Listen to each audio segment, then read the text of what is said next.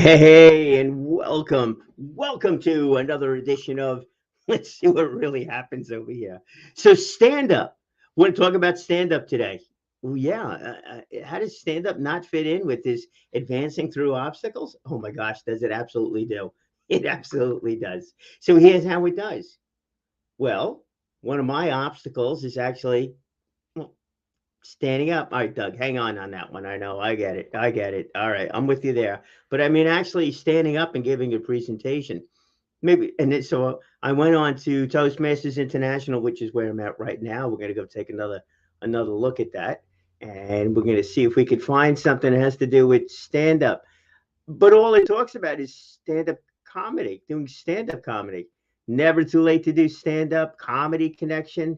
Well, you know what? What do you say we 90 tips to do stand up. Let's take a look at that one. Oh, here we go. Know your material. That's good. Enter contest. Good. Tweet. Let's look for a video. What do you think? We got a little video over here. Let's go for that. Resources, video library, public speaking. Try stand up. So actually, I want to do it. I'm going to give a speech. A club meeting is on Thursday. And nope, that's not happening there. Our club meeting is on Thursday. So on Thursday, let's go here. I'm going to give a presentation. And I want to do it while standing. So let's see if we got anything here that has got to do with it. Knowing your audience, job interviews, gestures, body language, benefits, speak to an audience. Mark Williams. Oh, Mark Williams. Now, there's somebody I actually want to listen to. Creating a positive impact. I don't know if he's gotten on stage or not, on a comedy stage or not. Club officers, world champion of public speaking. Message from Town Hall proposal. Oh, this is going to be something. 90th anniversary. Let's go here. Let's just search comedy. Comedy. Because I went to look and I got nothing. Nothing. So let's just go to something over here. Let's go to, let's see what we got here. Let's see. I want to pick something up over here. That is video. We're going to play a quick video and then I'm going to get myself. Oh, here we go. The humor workshop. All right. Let's see how long of a video that is. And hopefully it's not too long. It's an hour. That's not exactly what we want. Oh, yeah, I gotta find. See, this is what happens when you do stuff on the fly here. Let's go one more, one more shot at this short video, and then we'll get this thing going. Video library. Oh, here we go. This is little tips: visual aids and prop justice body language, presenting an award, introducing speakers, delivering technical briefings. No. Visual aids and props.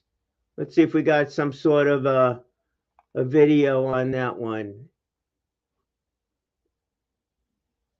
And it does not look that way there either. All right. All right. One more try at this thing, and then let's just kind of go for this whole thing. Delivering sales pitches, introducing speakers. There we go. Let's try introducing speakers.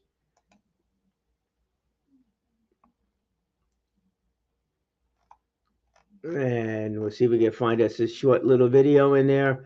And the answer to that is no. So as you can see, today is not exactly the best day when it comes to finding something that we could actually use here on for a quick video. They really should have quick videos. You know what? Maybe we should do quick video. Oh, resources, podcasts. All 29, 30 minutes. Nah, we could do our own podcast. We don't need no sticking podcast for that, right? No, no, no, no. We can go here. One more shot. Resources, video library.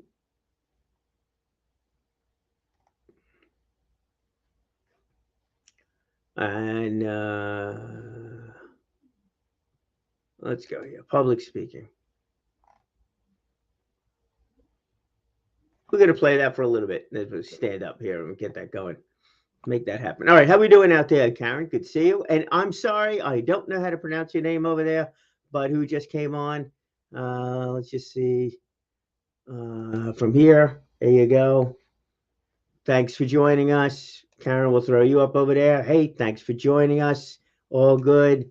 And let us, we'll do a screen share right now. Share the screen. Let's go over to Chrome, Toastmasters International here, introducing the video. Share that. And let's play this a little bit.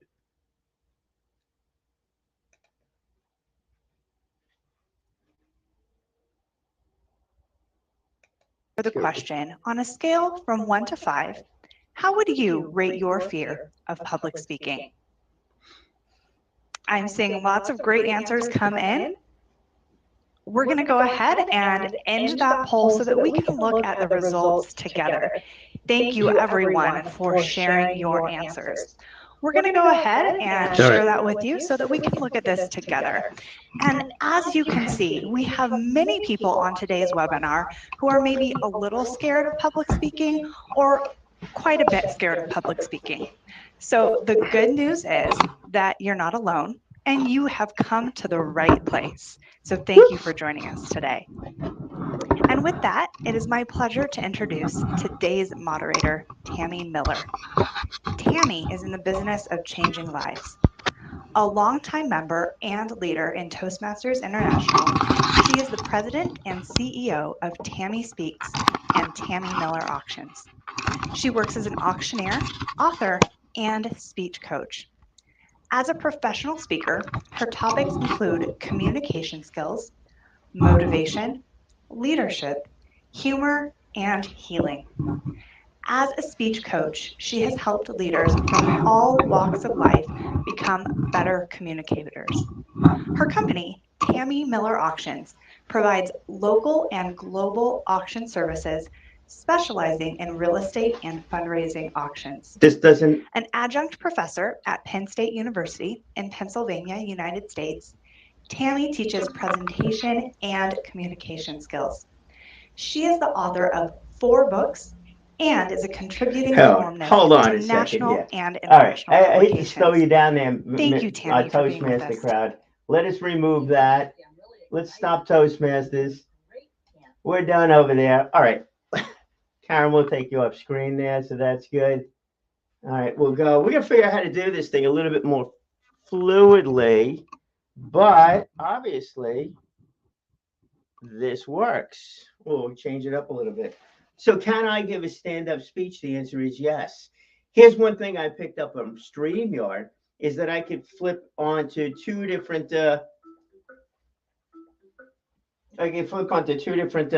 two different cameras as that goes. So I could use 2 different cameras. I could use the computer camera than this. So I could set it up in 2 different ways. Now that would be pretty darn exciting to go and do. That would be pretty exciting to go and do. So we can make it work that way. This is the beauty of working from home too. You get all these phone calls that'll come through all at the same time. So I could use one camera to the other. Then that would be the sit down, then play a short introductory video. Today our speaker is going to be, and then boom, I could stand up and deliver this thing. How would that work? Well, we're going to test. We're actually testing it out right here, and I really want to thank you for being part of this whole thing. And that's how we can make it happen. Now, here's one thing I did learn in Toastmasters, and I'm glad that video just played itself like that. Introducing Tammy Miller. Actually, I know Tammy Miller. I met her at one of our Toastmaster conferences. She's a fascinating woman. She's not just a bio. That woman read her bio. But she's a fascinating woman. Now, if you want to become a fascinating speaker, or if you want to learn fascinating tidbits from somebody who is fascinating, don't you want to be inspired by the person that's doing that intro for you? Absolutely. Absolutely. Back in 2009, yeah, okay, it was a long time ago, but so be it, it just was. But I had the opportunity given the opportunity, oh, I was tapped on the shoulder to give this opportunity. It's like, hey, Ryan, how would you like to run the 2009 District 46 Toastmasters Conference? And I'm thinking to myself, no, no, I don't know anything about running a conference. I don't know anything about the organizational needs of something like that, let alone it's a big deal. We're talking 175, 200 people attending that thing. I just like attending it. I mean, I just joined Toastmasters because I just want to become a better speaker, stronger leader. I want to become a little bit more demonstrative on stage, not just stand there and read off the schedule of events. What the heck am I doing being asked to run a conference? Well, I was inspired by the speaker that they gave this story about, we're boats. Imagine yourself as a boat, whereas you're in the water and you see what's in front of you. You see the things that you impact in front of you. Maybe you see the things behind you, but you don't know the vast people. The greater majority of people you impact are probably those behind you that you never see. They're back there. They're back there.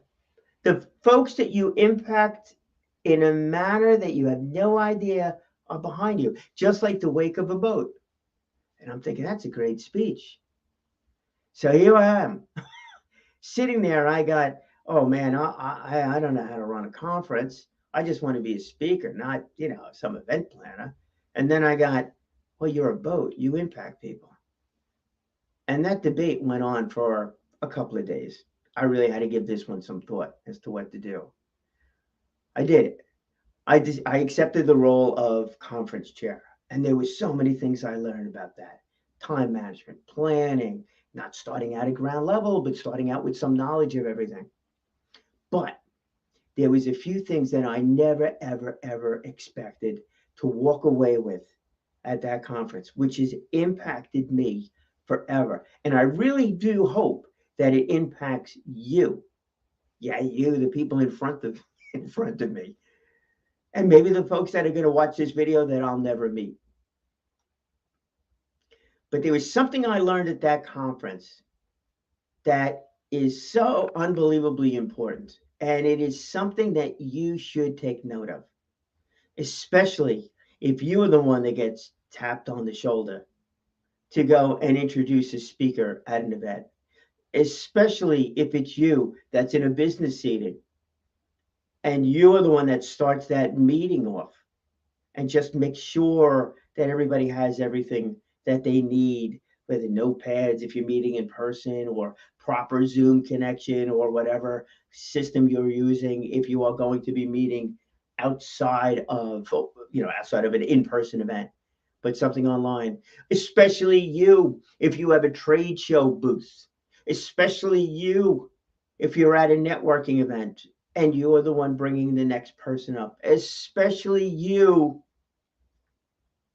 if you are going to be introducing your referral partner, your business partner, your person, a company that you think may make sense for somebody else. If you are doing that introduction there, here's the big takeaway that I learned from that conference that I think you should put in place.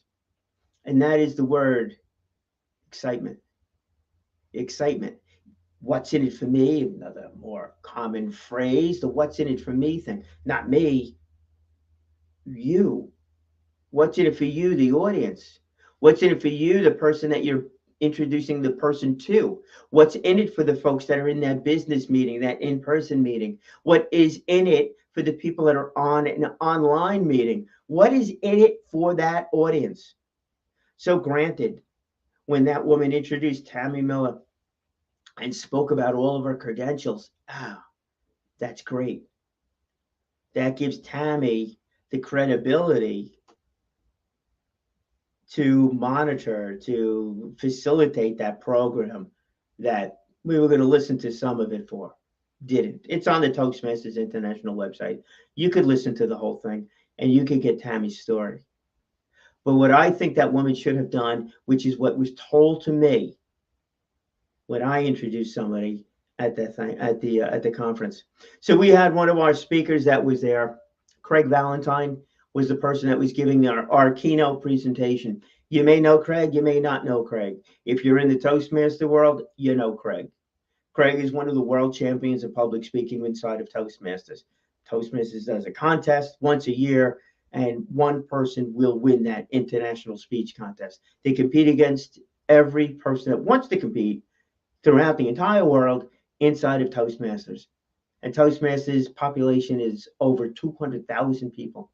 Potentially over 200,000 people could have competed in this contest that Craig won.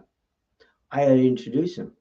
What was I going to say? Craig Valentine, he's an author, he's a public speaker, he motivates audiences, he is a world champion of public speaking. I could have sat there and I could have read the piece of paper off, checked all the boxes. Today's speaker is Craig Valentine. Ladies and gentlemen, it is with great pleasure I introduce you to Craig Valentine. Hey, Craig, and then Craig takes the stage. Did you just fall asleep? I know I probably did, and would have if I wasn't standing up now. Who cares? Who cares that he wrote the book? Who cares that he's the world champion of public speaking? Who cares that he speaks in front of business groups?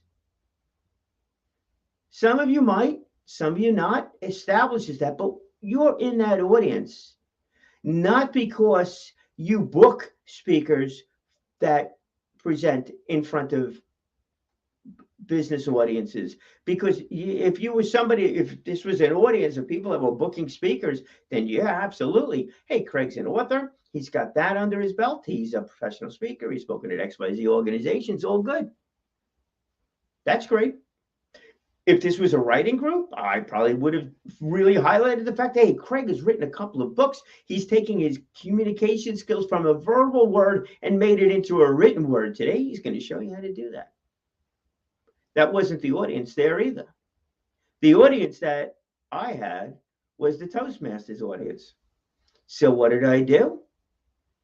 Well, first time out of the box, I did what many people do. I was like, oh my, how in the world am I going to stand in front of this group of people, which wound up being well over 200 people. We had great success at that conference also. But how am I supposed to stand in front of something like 200 people, announce the fact that Craig Valentine is here, and I don't know Craig from a hole in the wall? And what am I going to tell him?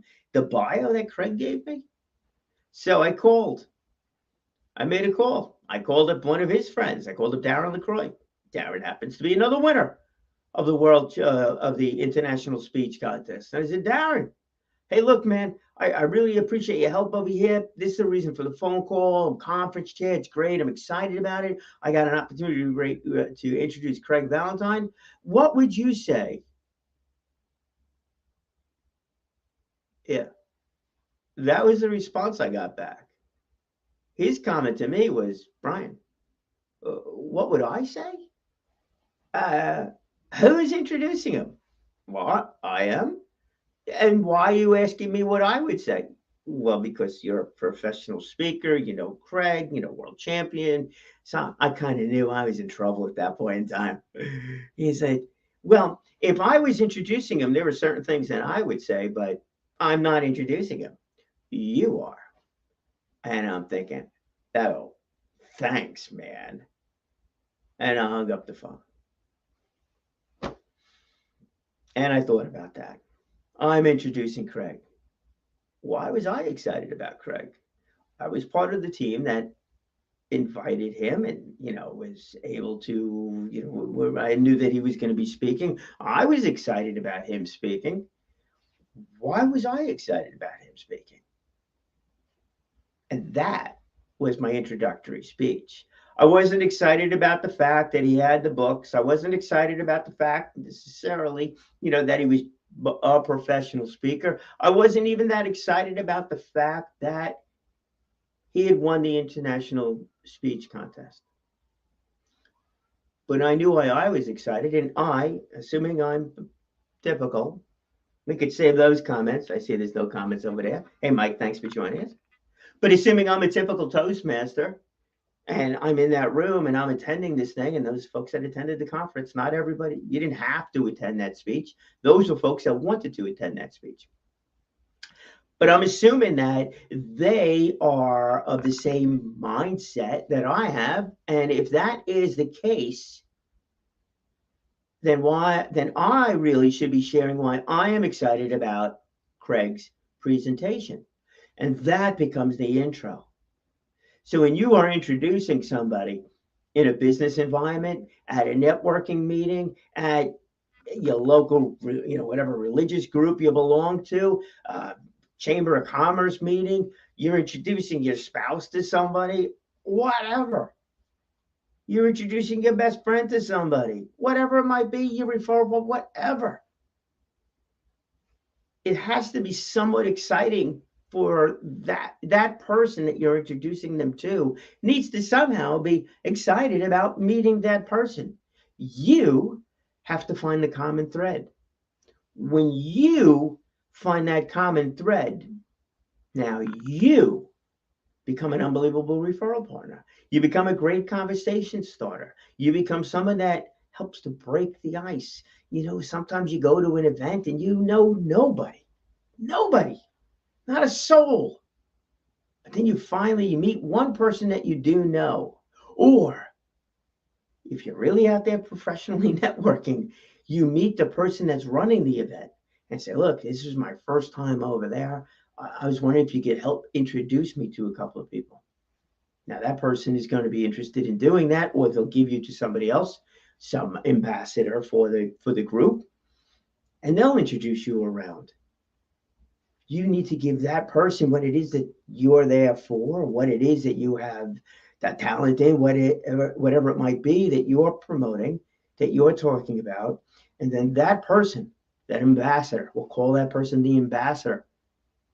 If they could take whatever piece of information they know about you and match it up with some interest that they know from the person they're going to introduce you to, that's great. That's the excitement we're talking about. Because when you do that, now all of a sudden that ambassador can get out of that conversation.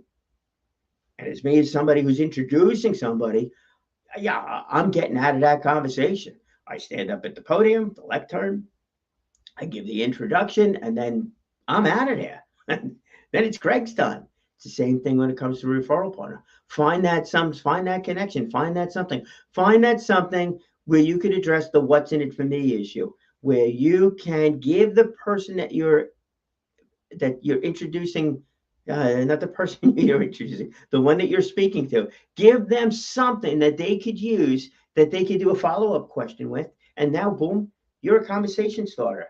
You got that going. In the case of Craig, obviously it wasn't a conversation that I was looking to start. What I wanted to do, what I needed to do, my role, your role, if you decide to take on that responsibility, and you are going to be the one who makes an introduction at a conference for a speech, here's your role. Couple of things. One, learn this from comedy too. Keith, my man, he was like, Brian, I want you to go up there first. All right, you're doing the introductions. You're going up there first. What's the first thing you need to do? First thing you need to do, you need to become, well, as Keith put it, you need to become fodder. He said, I don't care what you, this is a comedy thing, right? Because I don't care what you say. You could say anything. Nothing doesn't make a difference. Here's your goal. Your goal is to get the audience to look your way. You want to get the audience's attention.